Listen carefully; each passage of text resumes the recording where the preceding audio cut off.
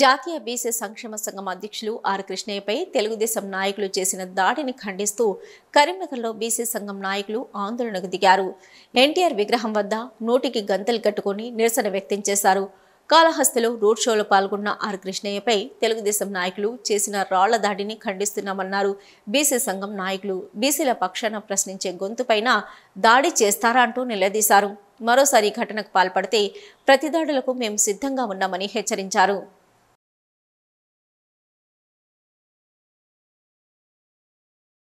ఇవాళ తెలుగుదేశం మూకా నాయకులారా ఖబర్దార్.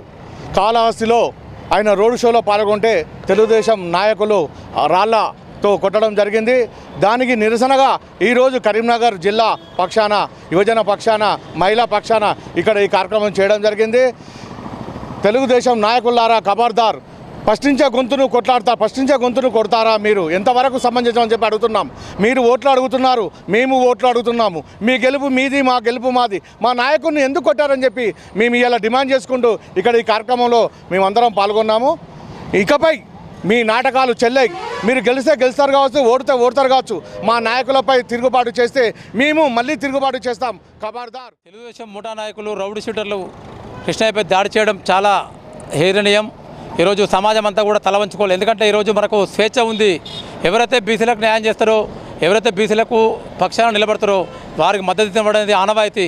ఈరోజు ఆ రాష్ట్రంలో వైఎస్ జగన్మోహన్ రెడ్డి ఆధ్వర్యంలో అనేక కార్యక్రమాలు చేయడం వల్ల దానికి ఆర్ కృష్ణయ్య గారికి ఒక గౌరవప్రదమైన రాజ్యసభ సభ్యుడు, తర్వాత మంచి స్థానం కల్పించడం, అదేవిధంగా వెనుకబడిన వర్గాల వారికి అనేక రకాల సంక్షేమ పథకాలు ఇవ్వడంతో అక్కడ కృష్ణయ్య గారు ఆ పార్టీకి మద్దతుగా ప్రచారం చేస్తున్నారు.